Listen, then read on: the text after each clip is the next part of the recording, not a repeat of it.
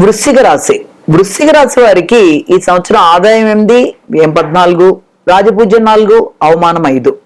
ఆదాయం కంటే వ్యయం అధికంగా ఉంది, రాజపూజ్యం కంటే అవమానం అధికంగా ఉంది. కాబట్టి వీటిని సరిచేసుకునే మార్గాలుగా మీరు పుణ్యబలాన్ని పెంచుకుంటూ ముందుకు వెళ్ళాలి.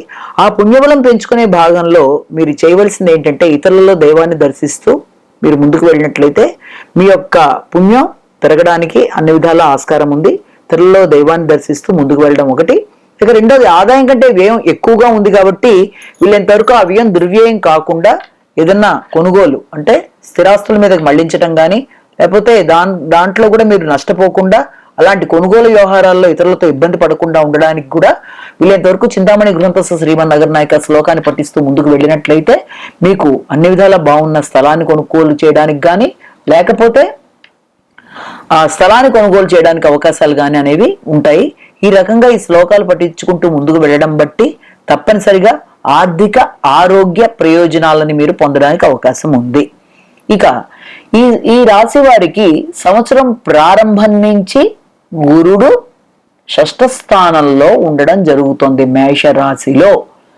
ఎప్పుడు ఉగాది నుంచి మీకు మే 1 దాకా ఈ సమయంలో షష్ఠ స్థానంలో గురుడు సంచరించే సమయంలో శత్రువులు అధికమై మిమ్మల్ని ఇబ్బంది పెట్టడానికి చేసే ప్రయత్నాలలో మీ కృషిశీలత పెరిగి మీ నైపుణ్యాలను పెంచుకొని శత్రువులని మీరు అధిగమిస్తూ ముందుకు వెళ్ళగలుగుతారు అన్నది ఒకటి ఇక్కడ మనం గమనించుకోవాలి. అలాగే దాంతో పాటుగా ఇంకా ఏంటంటే రుణములకు సంబంధించిన అంశాలలో కూడా జాగ్రత్తలు తీసుకుంటూ ముందుకు వెళ్ళాలి. ఆరోగ్యానికి సంబంధించిన విషయాలలో, దీనితో పాటుగా వృత్తిపరమైన విషయాలలో గౌరవం ఉంటుంది. అలాగే ఇతరులకు సహకరిస్తారు, మీ పేరు అందరికీ కూడా మంచిగా అర్థం చేసుకుంటారు. కానీ వృత్తిపరంగా బాధ్యతలు, శ్రమ అధికంగా ఉంటాయి. దాంతో పాటుగా ఖర్చులు చాలా ఎక్కువగా ఉంటాయి. ఆ ఖర్చులు తట్టుకోవడం కూడా చాలా ఎక్కువగా ఉంటుంది. ఆ ఖర్చులు తట్టుకోవడం కూడా కష్టంగా ఉంటుంది. దాంతో పాటుగా కొన్నిసార్లు ఆ పెట్టిన ఖర్చులు మంచి వ్యయాలే అయినప్పటికీ కూడా తట్టుకోవడం కష్టం అన్న విషయాన్ని మనం జ్ఞాపకం పెట్టుకోవాలి. దాంతోపాటుగా ప్రయాణాలు కూడా అధికంగా చేయడం అనేది జరుగుతుంది. అంతేకాకుండా ఆధ్యాత్మిక ప్రయాణాలకి అవకాశం కూడా కనబడుతుంది. అలాగే మాట విలువ బాగుంటుంది, ధనాదాయం బాగుంటుంది, కుటుంబపరమైన ఆదాయాన్ని అందుకుంటారు. కుటుంబంలో మీ మాట విలువ బాగుంటుంది. కుటుంబ సభ్యుల మధ్య మంచి అవగాహన అనేది కూడా ఏర్పడే అవకాశాలు కనబడుతున్నాయి. కానీ ఎప్పుడైతే గురుడు మీకు వృషభ రాశిలోకి మే 1 నుంచి సంవత్సరాంతం వరకు వెళ్ళడం జరుగుతుందో ఆ సమయంలో సప్తమ స్థానంలో గురుడు ఉండడం అనేది, అది కూడా శత్రుక్షేత్రం కావడం వల్ల ఘర్షణాత్మకమైన వాతావరణం సామాజిక సంబంధాలలోనూ, కుటుంబ సభ్యుల మధ్య, అలాగే స్నేహ సంబంధాలలోనూ, భాగస్వామ్య వ్యవహారాలలోనూ అన్ని చోట్ల కూడా కొంచెం ఘర్షణాత్మకమైన వాతావరణం అనేది మాత్రం మనం ఇక్కడ అర్థం చేసుకోవచ్చు. అలాగే దాంతో పాటుగా రావాల్సిన లాభాలు కూడా అతి కష్టం మీద, అంటే చాలా శ్రమ మీద మీరు పొందడానికి అవకాశం ఉంది. అంటే ఎక్కువ కష్టపడితే తప్ప రావాల్సిన లాభాలని పొందడం అనేది కష్టంగా మనం భావించవచ్చు. దానితో పాటుగా మీకు సంబంధించిన ముఖ్యమైన వ్యవహారాలు, అంటే మీరు మంచి ఉద్దేశంతో చేస్తున్నప్పటికీ కూడా మీరు ఇతరులు దాన్ని సక్రమంగా అర్థం చేసుకోకుండా వాళ్ళ స్వార్థంతో మీకు వాళ్ళు వ్యక్తిగతంగా సహకరించకపోవడం వల్ల కొన్ని రకాలైన ఇబ్బందులు మీరు ఎదుర్కొనే అవకాశం కూడా కనబడుతోంది. అలాగే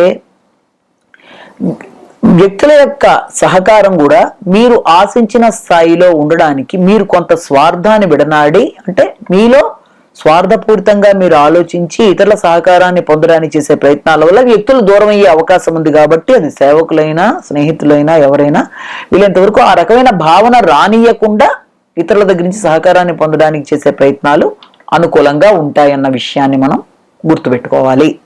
ఇక శని భగవానుడి చతుర్థ స్థానంలో అర్ధాష్టమ శని ప్రభావం అనేది ఈ వృశ్చిక రాశి వాళ్ళకు ఉంది. కాబట్టి అది ఎంత స్వక్షేత్రం అయినప్పటికీ కూడా ముఖ్యంగా గృహ వాహన విషయాలలో, విద్యా అంశాలలో కొంత ఇబ్బందులు అనేవి ఎదుర్కొనే అవకాశం ఉంది. అంటే మరీ ఎక్కువ స్థాయిలో కాకపోయినా కొంత, ఎందుకంటే స్వక్షేత్రం కాబట్టి ఎక్కువ స్థాయిలో లేకపోయినా కొంత ఇబ్బందులు అయితే వీళ్ళు ఎదుర్కొనే అవకాశం ఉంది శని భగవానుడి వల్ల. దానివల్ల ఆరోగ్య విషయాలలో కూడా ఎక్కువ శ్రద్ధ తీసుకోవాలి. నిర్లక్ష్యం అనేది తగదు. దాంతోపాటు యోగా, మెడిటేషన్, ప్రాణాయామ చేయడం అనేది కూడా చాలా అవసరం. సమయానికి ఆహార స్వీకరణ తీసుకోకపోవడం వల్ల కూడా ఇబ్బందులు అనేవి ఎదుర్కొనే అవకాశం ఉంది. కాబట్టి ఆహార స్వీకరణ విషయంలో కానీ, విద్యా విషయాల్లో కానీ, రుణముల విషయంలో కానీ, శత్రురోగ రుణాల విషయంలో కానీ వీలైనంత కష్టం మీద ఫలితాన్ని పొందే అవకాశాలు అనేవి అది. కాబట్టి రోగ నిరోధక శక్తిని తప్పనిసరిగా పెంచుకోవాలి.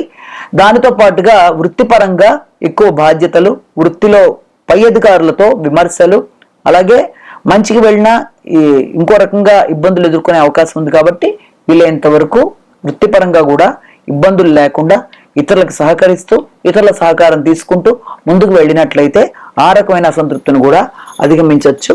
ఇక రాహుకేతువులు ఎప్పుడైతే పంచమ లాభస్థానంలో ఉంటాయో మీ ఆలోచనలు బాగుంటాయి. ఇతరులకి సలహాలు ఇవ్వడం అనేది జరుగుతుంది.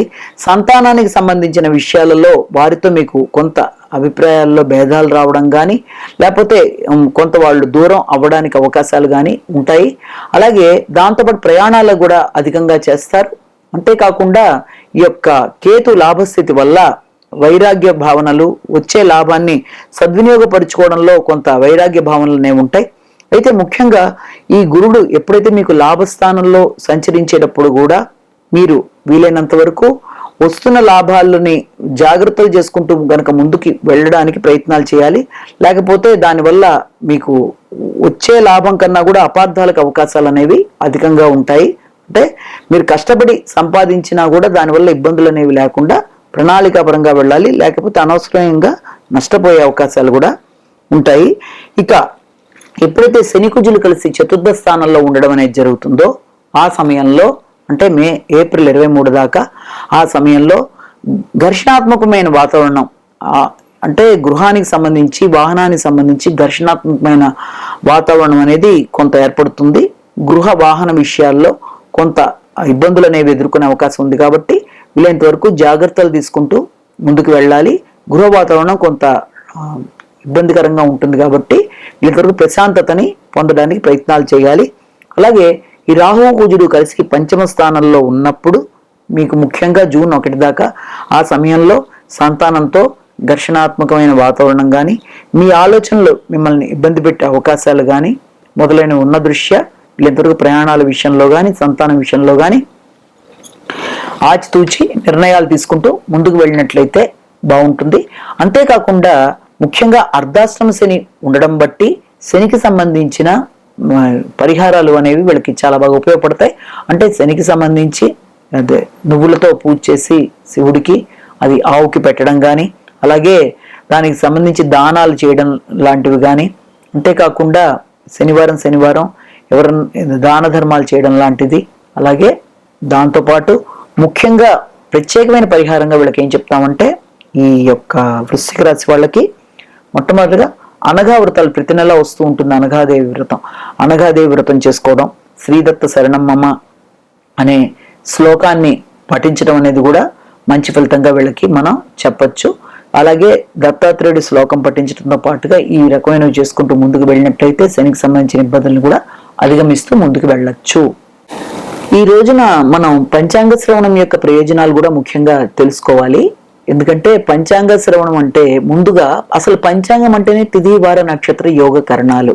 ఇది ఒక టైం టేబుల్ లాంటిది. ఏ పని ఎప్పుడు చేస్తే మంచిది, ఎలా చేయాలి, ఈ సంవత్సరం సరుకుల ధరలు ఎలా ఉన్నాయి, ఏది మార్కెట్ వాల్యూలు ఎలా ఉన్నాయి అనేవి వాటి బట్టి తెలుసుకుని చూసుకుని వెళ్ళే వాళ్ళు ఉంటారు. మరికొంతమంది వ్యక్తిగతంగా వాళ్ళకి రాశి ఫలాలు ఎలా ఉన్నాయని ఇష్టంగా చూసుకునే వాళ్ళు ఉంటారు.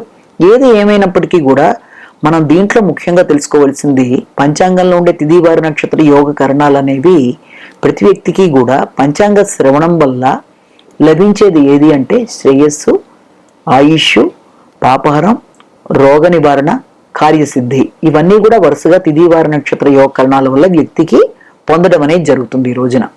అయితే అంతేకాకుండా దుస్వప్న పరిహారం, అంటే ఏదన్నా చెడు కళలు వస్తే వాటి యొక్క పరిహారాలు లాంటివి, గంగా స్నాన ఫలం అనేది, సంతానం అభివృద్ధి అనేది, ఆయుర్వృద్ధి అనేది, ఆరోగ్యం బాగుండడం అనేది మొదలైన వాటికి, అంటే మొదలైన అనేక రకాలైన సమాహారంగా పంచాంగ శ్రవణాన్ని యొక్క ఫలితంగా మనం భావిస్తాం. అయితే ఈ పంచాంగ శ్రవణంలో కూడా మనం ముఖ్యంగా తెలుసుకోవాల్సింది ఏంటంటే నవగ్రహాలు కూడా ఈ రోజున వ్యక్తులందరినీ కూడా దీవించి రకరకాల ఇది, ఎందుకంటే పంచాంగం అంటేనే నవగ్రహాలకి సంబంధించిన అంశాలన్నీ అందులో మనం ప్రస్తావించడం జరుగుతుంది. అది రాశి ఫలాల్లోనైనా, ప్రతిరోజు జరిగే కార్యక్రమాల్లోనైనా, దినఫలాలైనా, అలాగే తారాబలం, ప్రతి దాంట్లోనూ నవగ్రహాల యొక్క ప్రభావం ఉంటుంది. కాబట్టి ఇందులో ముఖ్యంగా పంచాంగ శ్రవణం వల్ల వ్యక్తులందరికీ కూడా సూర్యుడి వల్ల శౌర్యం అనేది, చంద్రుడి వల్ల ఇంద్ర సమానమైన వైభవం అనేది, అలాగే కుజుడి వల్ల శుభం, శుక్రుడి వల్ల సుఖం, గురుడి వల్ల ఐశ్వర్యం, అలాగే శని వల్ల ఆయుర్దాయం, బుధుడి వల్ల బుద్ధి, రాహు వల్ల బాహుబలం, అలాగే కేతు వల్ల కులాధిక్యత మొదలైన వాటన్నిటినీ కూడా నవగ్రహాలు దీవించి వ్యక్తి మీద ప్రసరింపజేస్తాయి. కాబట్టి ఈ రోజున తప్పనిసరిగా పంచాంగ శ్రవణం చేయడం, లేకపోతే పంచాంగ శ్రవణం జరిగే ప్రదేశాలకి వెళ్ళడం అనేది, పంచాంగాన్ని పూజ చేయడం అనేది, ఇలాంటివన్నీ చేసుకుంటూ పెద్దల యొక్క ఆశీస్సులు తీసుకుంటూ, కుటుంబంలో ఉండే పెద్దల దగ్గర నుంచి ముఖ్యంగా వారి యొక్క ఆశీస్సులు తీసుకుంటూ ముందుకు వెళ్ళి నూతన కార్యక్రమాలు చేపట్టిన వారికి కూడా చక్కని సమయంలో దాన్ని ఇవాళ మొదలుపెట్టినట్లయితే తప్పనిసరిగా ఈ సంవత్సరం అంతా శ్రీ క్రోధీనామ సంవత్సరంలో అన్ని విధాలుగా విజయాలు, ఆశించిన ప్రయోజనాలు, అన్ని రకాలుగా ఆయురారోగ్య ఐశ్వర్యాలు నవగ్రహాలు ఇవ్వాలని మనస్ఫూర్తిగా కోరుకుంటూ అందరికీ మరొక్కసారి శ్రీ క్రోధీనామ సంవత్సర ఉగాది శుభాకాంక్షలు.